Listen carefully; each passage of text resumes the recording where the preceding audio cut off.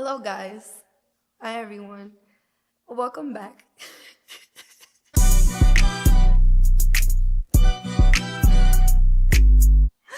And as you can see, we are in definitely a different space. In episode 1 and 2, I started off by talking about things that were really important, and it was based off of where I was in life at the time. And my spiritual life was definitely in a different space. And now I feel like it's time to bring something fresh and different to you guys and to bring more serious topics, to have a different vibe, to have a much more professional setting. And I feel like God is blessing me in different ways in order to bless you guys. So that's exactly what I'm gonna do. And the reason why I'm so nervous is because a lot of things have changed. There's a lot to talk about. So we're gonna unpack all of that, but it wouldn't be the sunny side if we did not start off with a prayer, because I said in episode 1 and 2 that the whole point of this podcast is we're gonna talk about real stuff. This is my world. This is where I'm gonna vent to you guys and talk to you guys about things and pretty much expose myself willingly, because I feel like there's a lot of people that probably need to hear stories about people that you can connect with, that you can actually feel like you're not alone in the world. So the whole point is for that, but it's also because I pretty much made a vow to myself that any project or anything that I do, I'm gonna dedicate it to God, because that's a very, very big part of my life. And hopefully you guys see that, and hopefully you guys understand the type of message and the type of, I don't know, is it energy? I mean, I would say like the type of representation of Jesus and of God that I feel like the world needs. That's what I'm trying to at least portray, the best to my ability. And we're gonna do that by just being ourselves and being honest. So I wanna start off with a prayer just to set our minds right, because I definitely need it. I'm truly, truly nervous.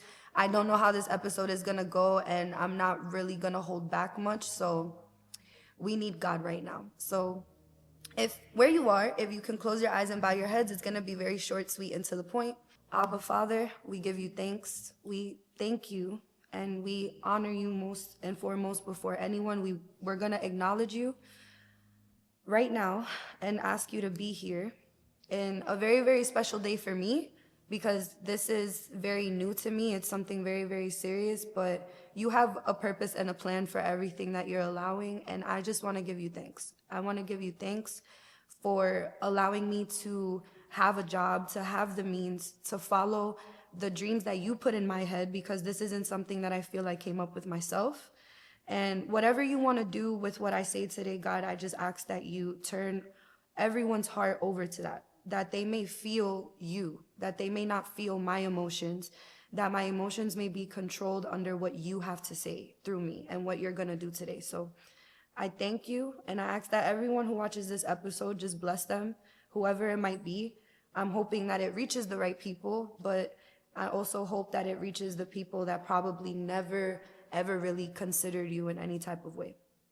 So with that being said, in Jesus' name I pray.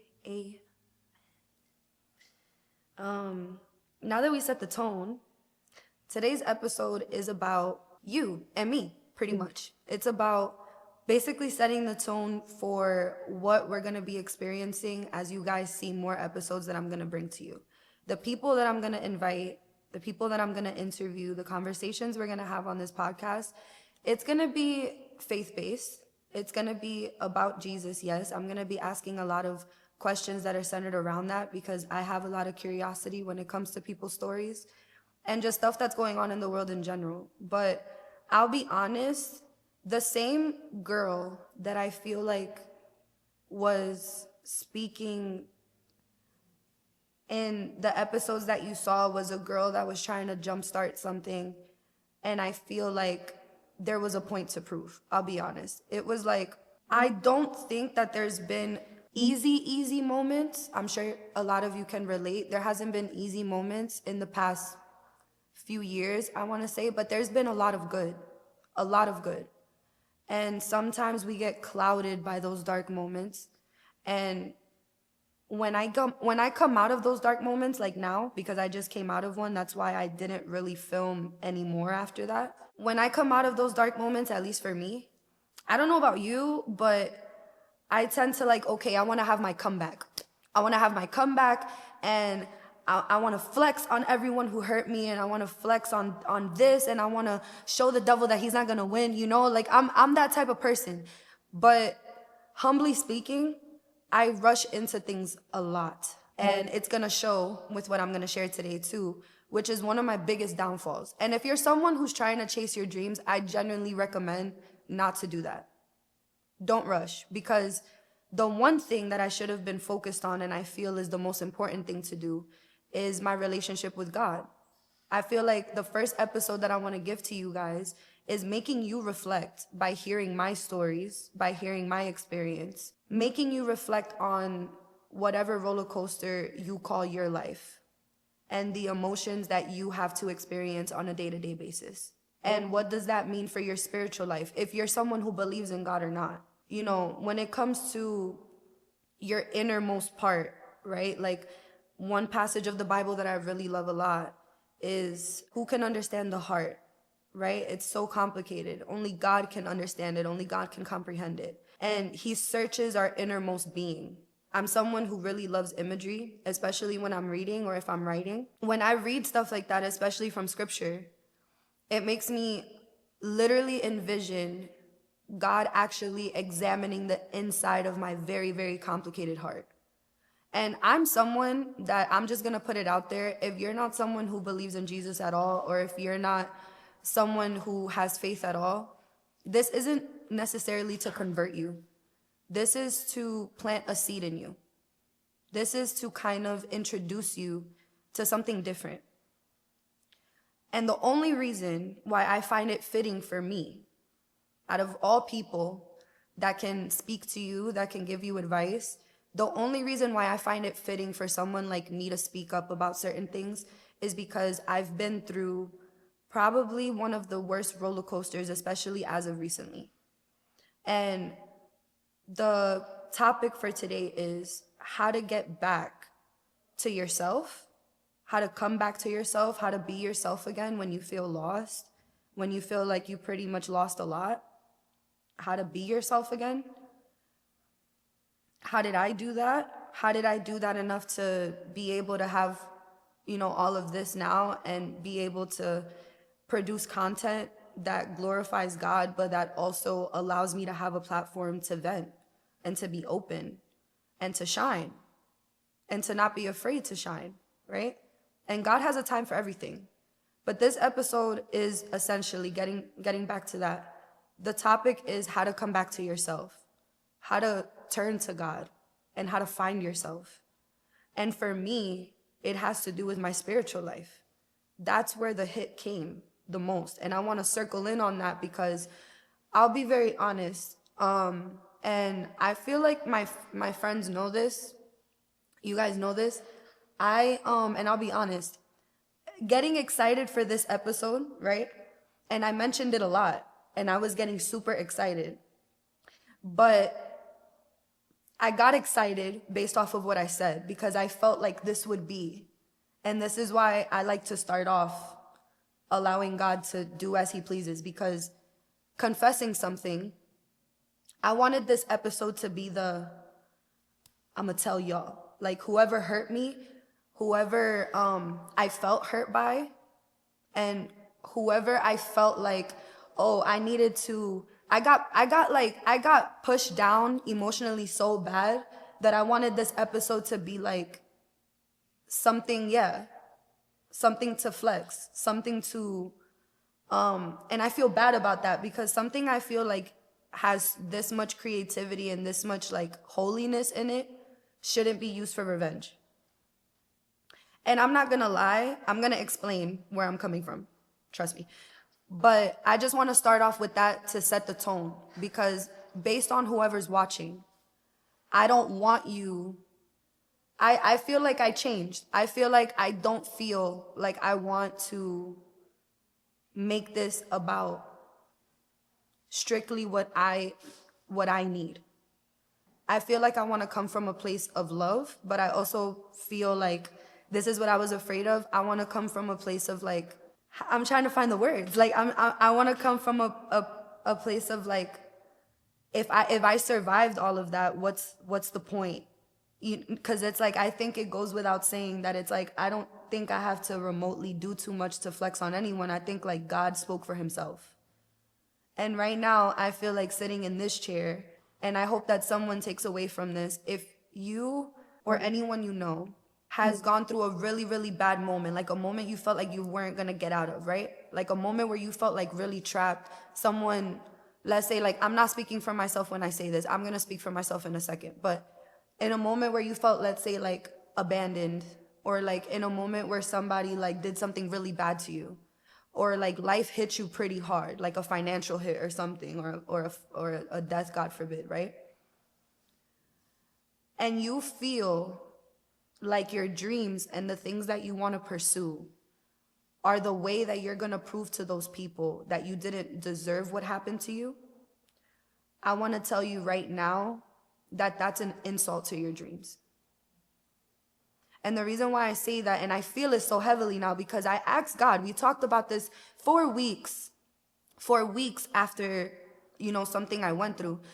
And I was having conversations with him, and I told him, oh my God, what do you want me to say? What am I going to say? I was so nervous because I'm like, I don't trust my emotions. I don't.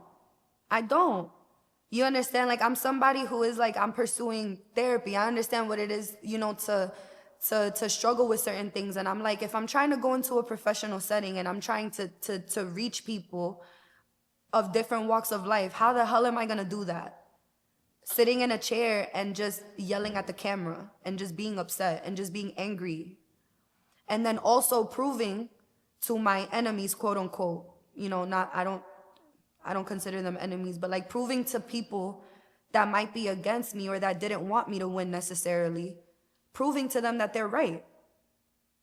That the person that they tried to create with whatever pain I experienced, which is a lie, because God says very different about you. God says very different about us. Don't ever go with what the world tries to tell you, with whatever pain it gives you. Whatever lies.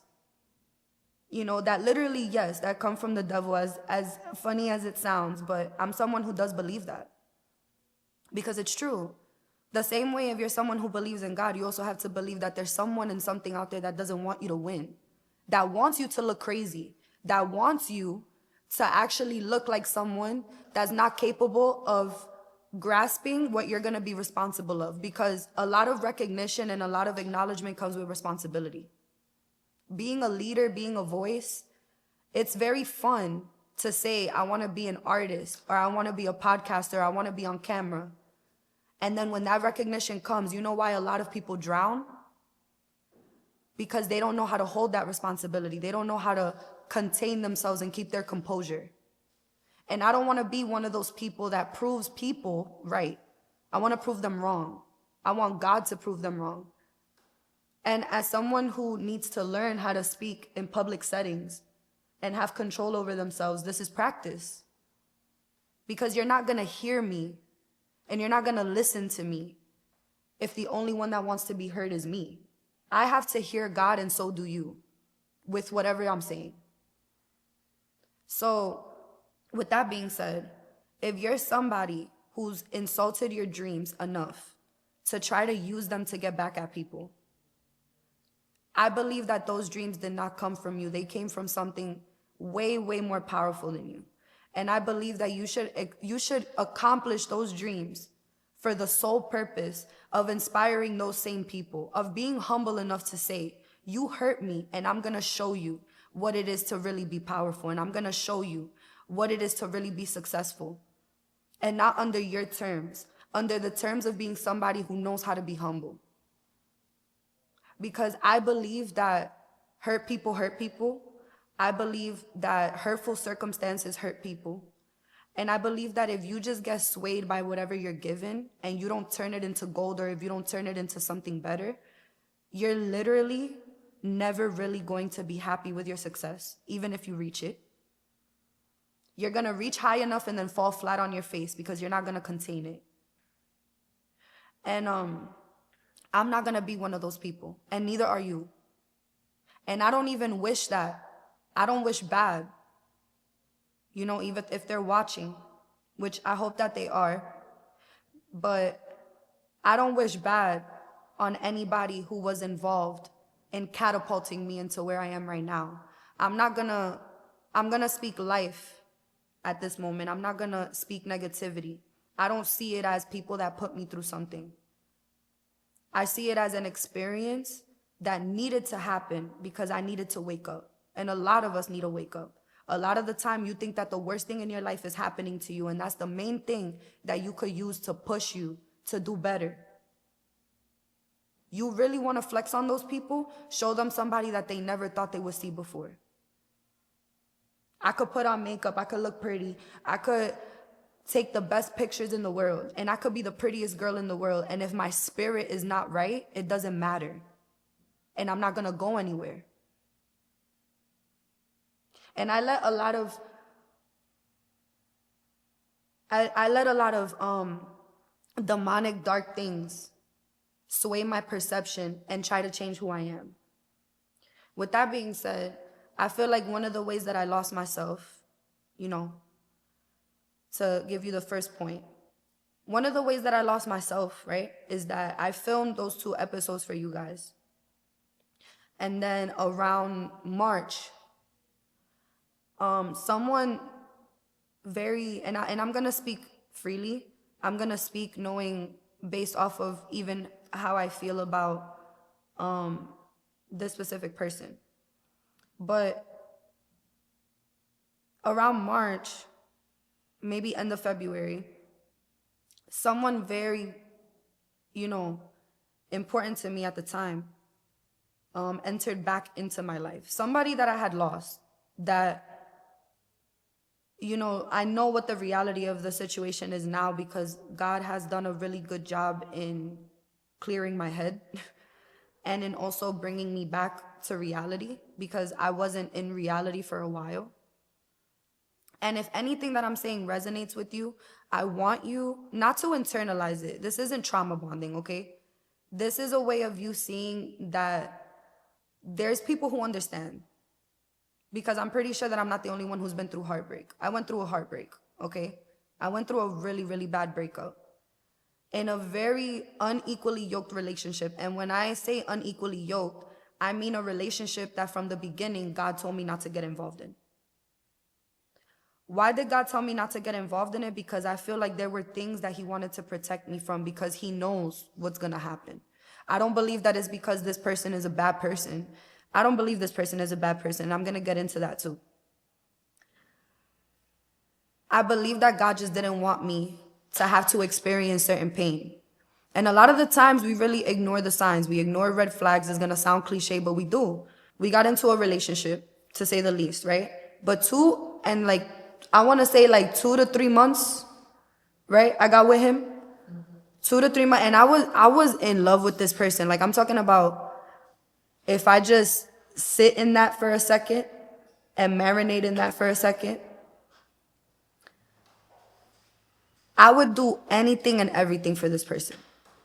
When I tap into how I used to feel, like when I tap into that time, I'll be honest, it wasn't just infatuation. It was like we went through a lot. We went through a lot even in the talking stage. But this person is not necessarily Christian either. And I knew that I was making changes in my life. God knows even in private who we are. And in private and outside, I'm pretty much the same person. But in private, I am very, very, very in tune. I talk to God more than I talk to anybody else. And hurting his feelings hurts mine because I know he's a real person. I know he's here right now. And I don't have any problem with believing that or actually wanting people to believe that because I feel like it could save a lot of lives too. If you actually acknowledge that God is not just like this big man in the sky, like he actually walks among us, like he's actually with us, And I always felt like he was with me. And this person just caught my attention and we fell in love. I fell in love really hard. And I saw a lot of things in this person that were like beautiful things, like good qualities. You know what I mean? And even though there were things that were red flags, that I knew like there's a certain innocence in me. Not innocence in terms of victimhood. I mean like there's a certain innocence about my personality that is genuine that I don't think is gonna match with this person. And I feel like I'm gonna be in a lot of emotional danger. Not in physical danger, in emotional danger. And a lot of things did happen. And I did a lot of things as well. I crashed out. I was a huge crash out. I was a huge crash out to the point where I lost my job over this person. Because this person at the time, I was not really, at least not visually, there wasn't really much space for me in terms of emotionally. And this person was in a different position in their life. They have also been through a lot of things, a lot of hard things. But I really respected this person because their artistry, their career, what they want to do in life. I would pray for this person, and I went against what God told me to do because I really, really loved him. And I really wanted him. And I said, maybe I could change him. Not for bad, but like in the sense of like, maybe I could draw him closer to God. Maybe I could try. You know, I may be different than him in a lot of things, especially emotionally, but I can try. And there was pure things about our relationship. There were good moments, but 2 to 3 months into it, and this is a trigger warning for anybody, so please, if you have children around, this is a family-friendly podcast. If you are not okay with topics that are related to, intimacy and things like that, I recommend that, we're gonna give a little bit of time.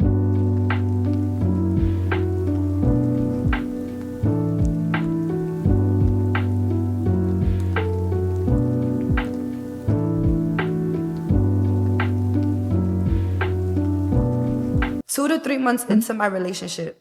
This is my story. I don't have to worry about. No. Well, I have to worry about people's feelings. But Just tell your story right now. yeah. 2 to 3 months into my relationship, we found out that I was pregnant. And as happy as I was, and as happy as he was, and I'm giving the timeline because a lot of things were said that really marked my heart. If you ever been through that, like, I believe that it's okay for people to get hurt by things, but I also believe that people say things and do things to try to form a reality or a narrative of you that's truthfully not the truth. And that's where I have a problem. Because when I look at the timeline, I was always the sensitive one. I was always the person that is like, my emotions can be too much. But I believe that I'm, someone that's, easy to talk to or talk with. I'm interpersonal.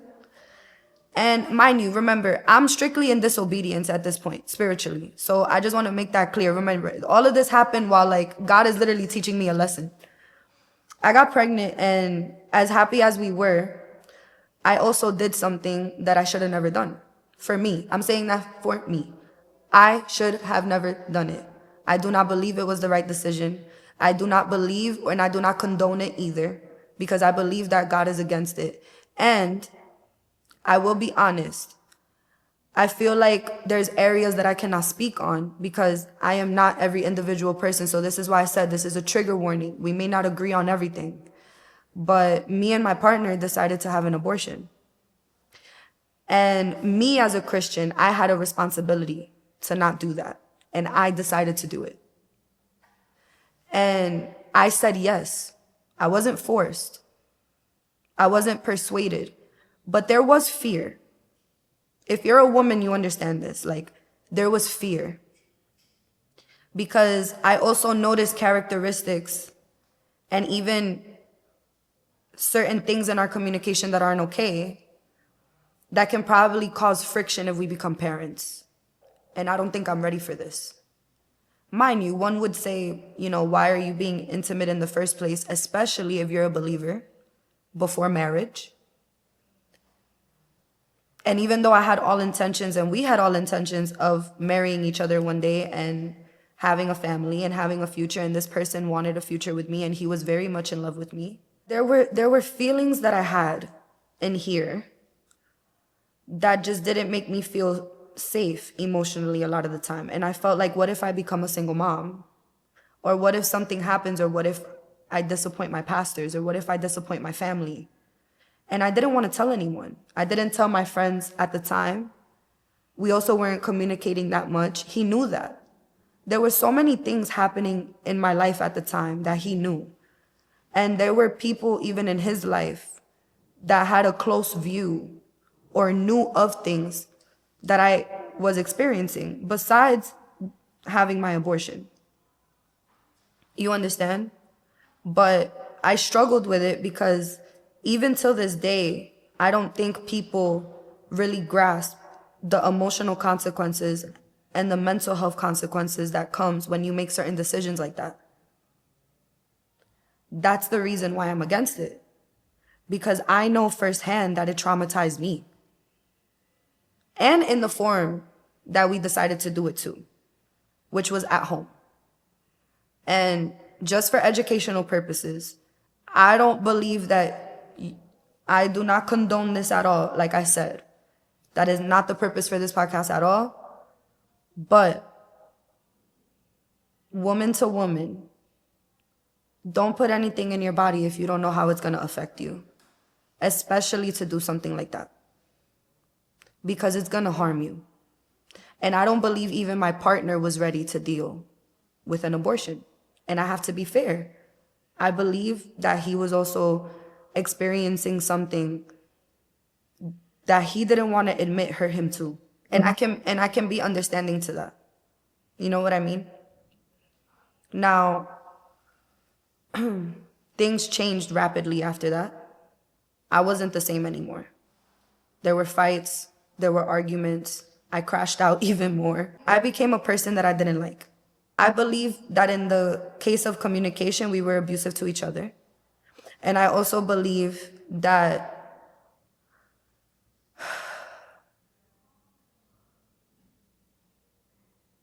this is hard. This is hard because there's a lot that I want to say, and I'm being very careful.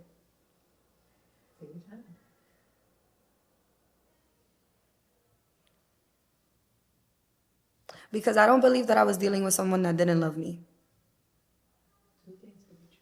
Two things can't be true at once. I believe that I was in a relationship that was just not safe emotionally, to say the least. We couldn't really talk to each other. When we tried to talk we had the best bond. We had the best bond. We had the greatest memories. We would have the best fun time together. But when it came to me feeling anything, there were times I didn't feel I had a voice. There were times where, excuse me if I'm wrong, but I understand what it is to somebody finding everything that you get bothered by being stupid, right? So because they find it stupid, or because you feel closed off by them, and they find your anxiety as a disturbance, or they find your overthinking as a disturbance. I'm talking about, yes, I was the girlfriend that would get upset if you liked certain reels on Instagram. And I feel like I'm not the only girlfriend who's like that. If you like certain reels on Instagram that talk about certain things, I feel like anybody would side-eye that. It made me uncomfortable. I'm also not the girlfriend that is okay with people being in contact with people that they were intimate with before, for any reason, whether it's to make your money in any way, shape, or form or not. I don't believe that anyone that you were intimate with should be in your vicinity if you're calling me your future wife, because that would make me uncomfortable. I also don't believe that it's okay for someone to tell you things like, I'm tired of giving you reassurance. It's draining. You always feel ignored. When don't you feel ignored? Right? I don't think it's okay for someone to tell you that you're triggered by everything, especially in an argument. I don't believe it's okay for someone to say a lot of things, right? And I don't believe it was okay for me to do a lot of things that I did. Like, there was probably 2 arguments where I destroyed my room. I couldn't take it anymore. And there was also, what else did I do? I did a lot. Besides stress him out because I felt too much. I mean, I feel like I don't know, because I don't want to throw myself completely, or even him, like completely like under the bus here. But it's like, it's not for that purpose, but it's also like, I don't want to be seen as someone who's just playing victim, because people like to do that. Especially to me, people like to do that.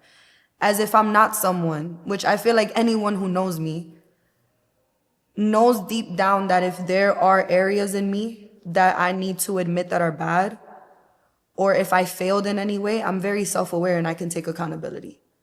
There are some things that I'm not perfect. It's like, let's say if I feel like I'm right, because I truly know that I didn't have intentions to do something wrong, I'll probably fight it a little bit and be defensive. I am capable of that. But I'm someone who recognizes when I've pushed a limit that I shouldn't have pushed, because I understand what it is to put other people in an uncomfortable position, and that's not okay. When it came to me, though, I don't feel like the same level of loyalty or understanding was there when it came to certain things.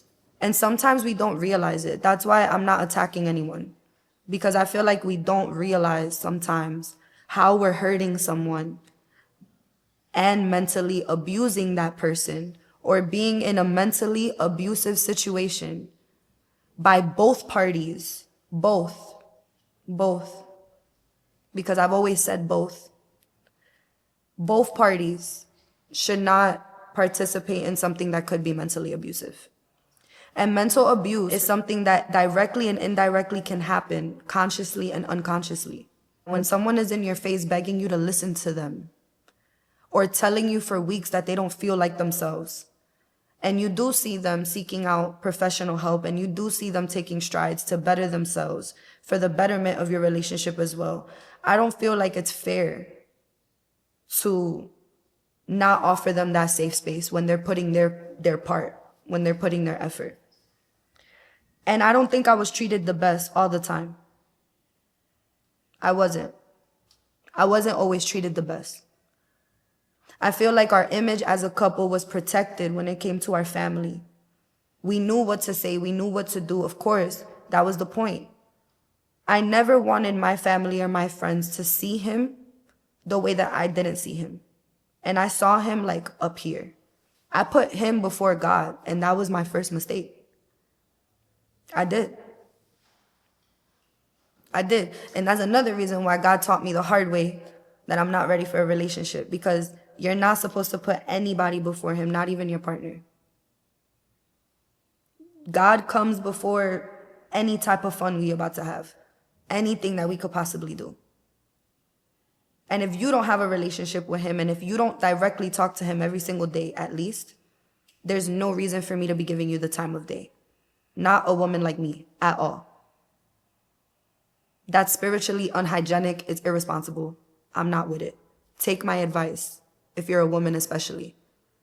A man that has no relationship with God is not going to love you correctly. He's not. Because while I'm sitting here being humble, while I'm sitting here serving you, while I'm sitting here playing house with you with no ring, by the way, doing it with no benefit, because I didn't benefit from that relationship in any way. And I need men to stop thinking that doing the bare minimum and doing things that you're supposed to do as a man in a relationship should be rewarded. You should be recognizing, you should be honored for that. But I don't believe that the bare minimum should be seen as, I changed your entire life, because I've worked for everything that I have. And I have a family and I have friends that deserve the credit. And I have a God that deserves the credit for what I have. And clearly, I have no problem getting it myself. But it hurts me that certain people can't be a part of what I'm making, and that I can't be a part of what they're making, when we had a lot of promises and a lot of dreams that we talked about. And it sucks that the reason why those promises and dreams went away, for me to conclude all of this, is because Like I said, not a lot of people knew about what happened to me. I know what it is to feel closed off and to not want to talk about certain things so you're not seen a certain way. I didn't want to confess my sin. I didn't want to be open about what I had done.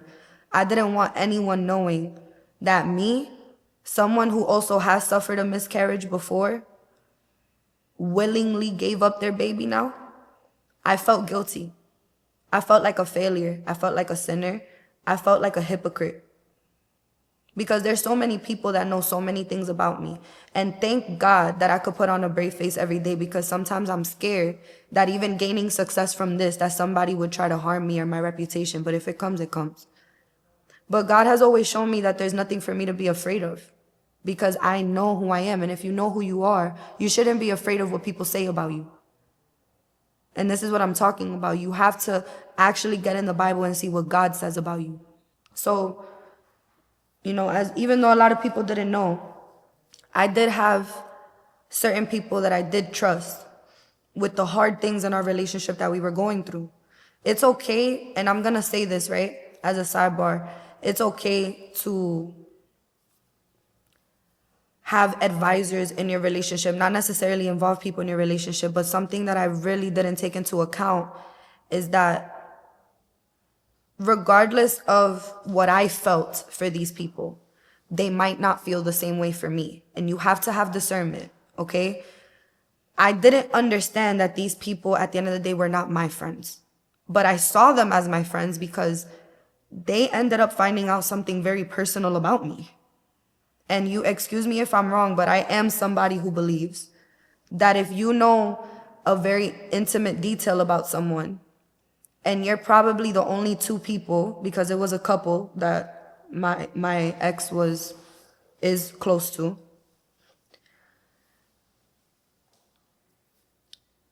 The information didn't come from me at the end of the day, and because my partner wasn't understanding of a lot of what we were about to face, I was told that I could depend on these people and that I was safe speaking with these people.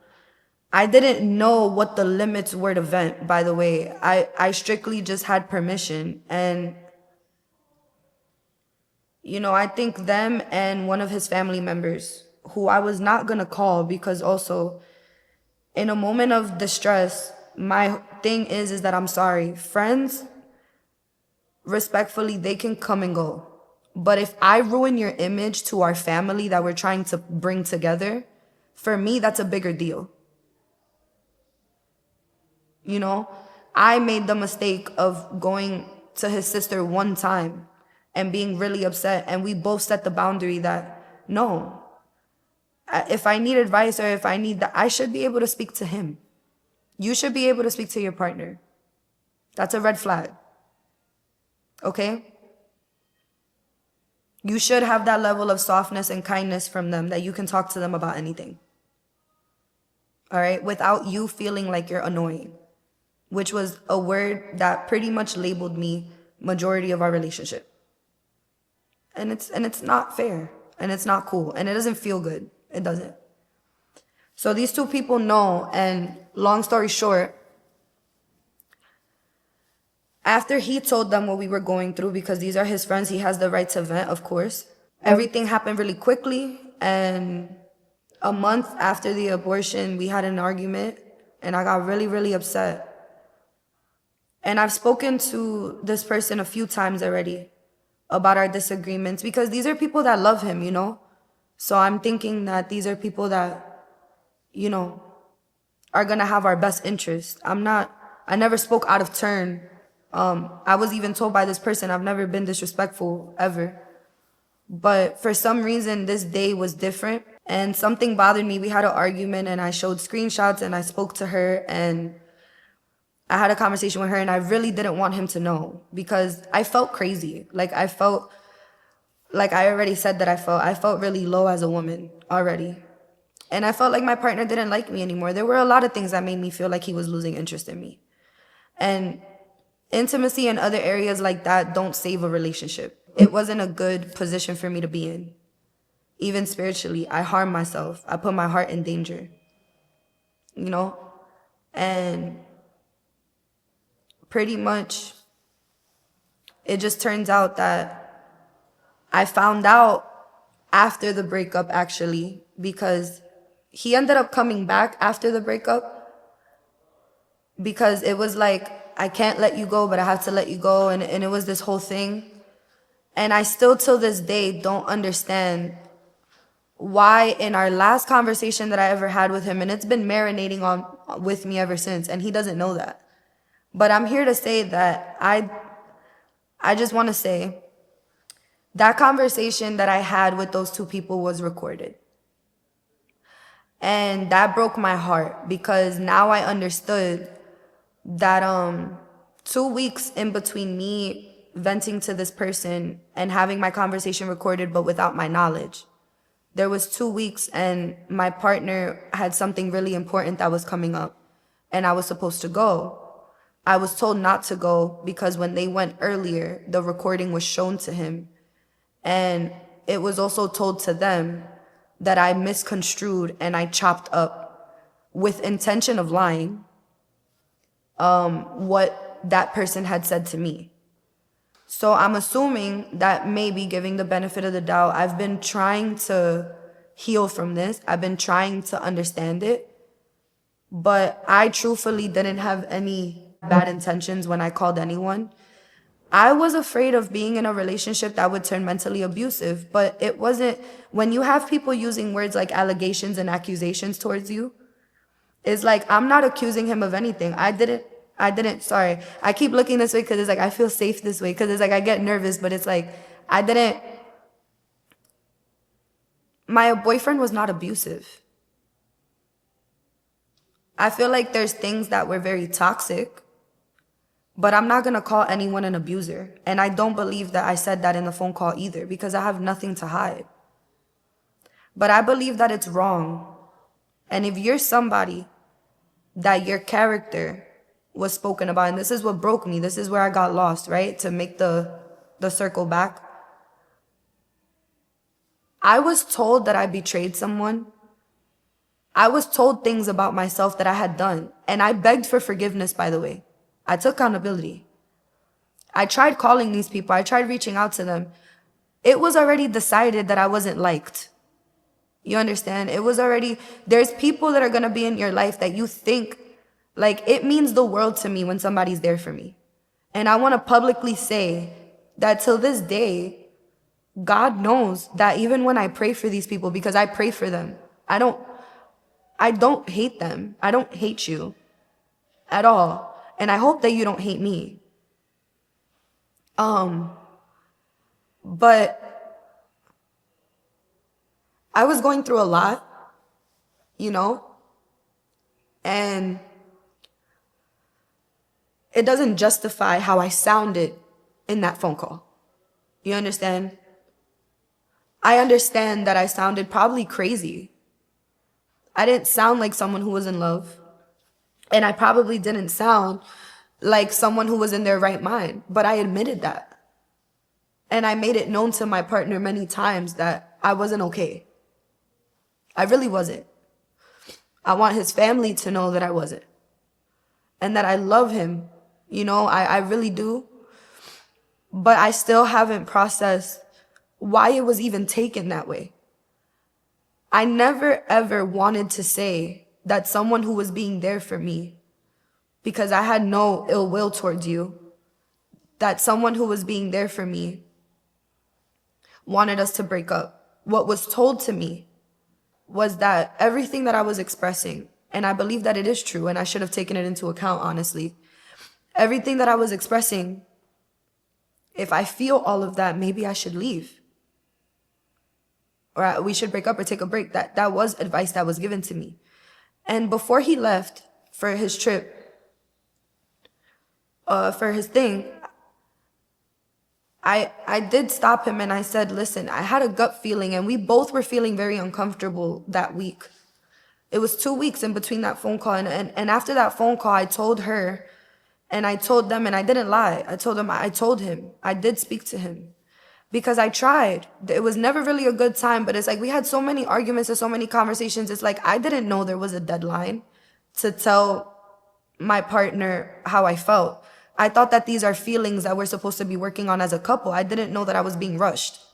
I didn't know that there was a deadline or that there were people that were expecting me to tell him what I needed to tell him right away, because I knew in my heart, and I mean it when I say this, that I would never ruin that person's image. What I believe ruins a person's image is when you create evidence of what is being said. If his image is something that we're trying to protect, why are you recording me? And why are you recording something so personal? People don't know what you go through in private. The way that he sees you guys is the way that I saw these people as well. Respect. Hospitality. Love. There was a day he was really struggling and he didn't want to pray with me or pray for me or something like that. And I messaged her and I asked her to do it because, again, trigger warning, I even got to the point where I was so far away from God and I was so far away from myself that I became really, really suicidal.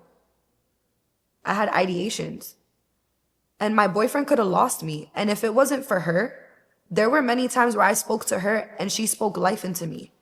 And I felt like someone cares, even though my partner can't handle this right now.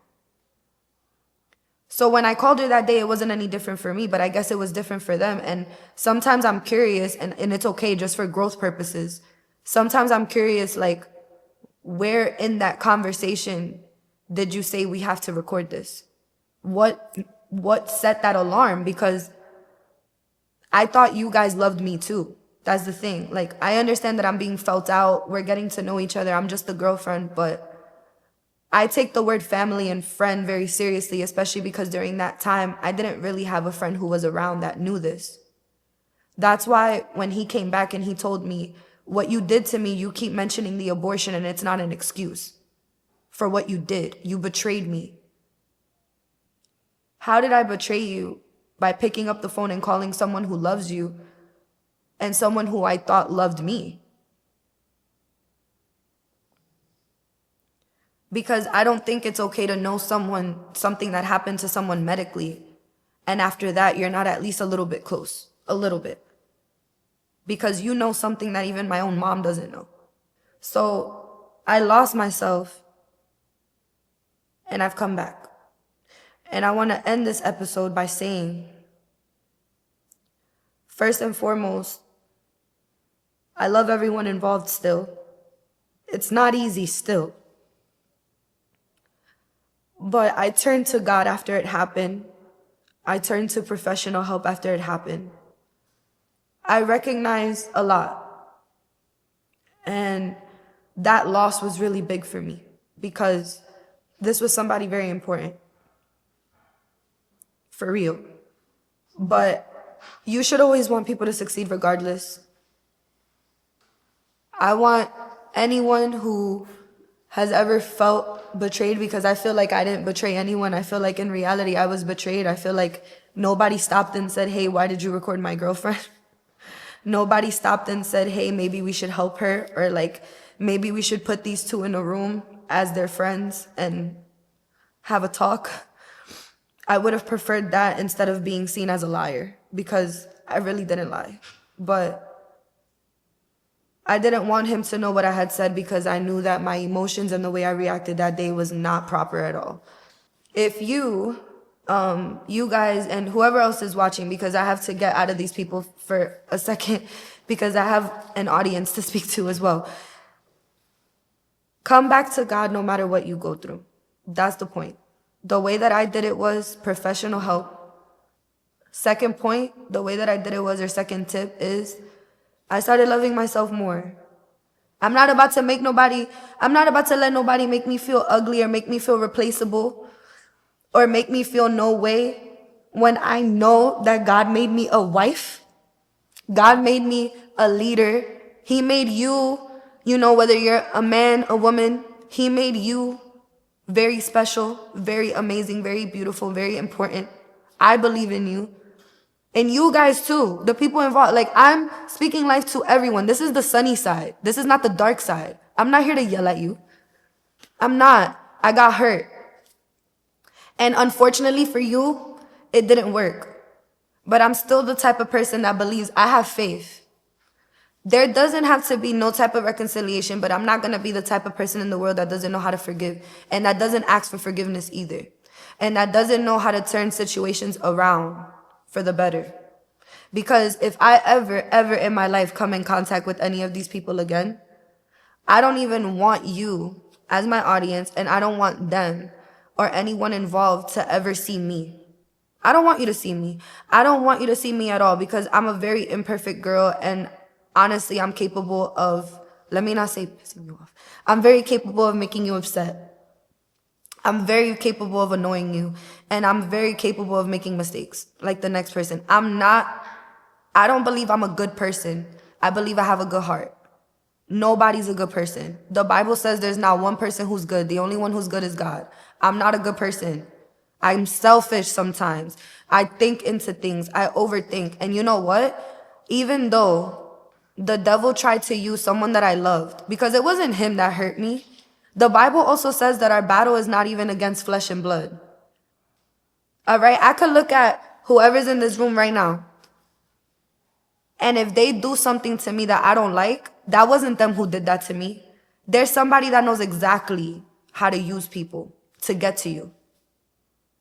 That's why it's better to pray for people and to be forgiving, because you don't know what's operating there. You don't know what other people got. You don't know what other demons they have that they're battling.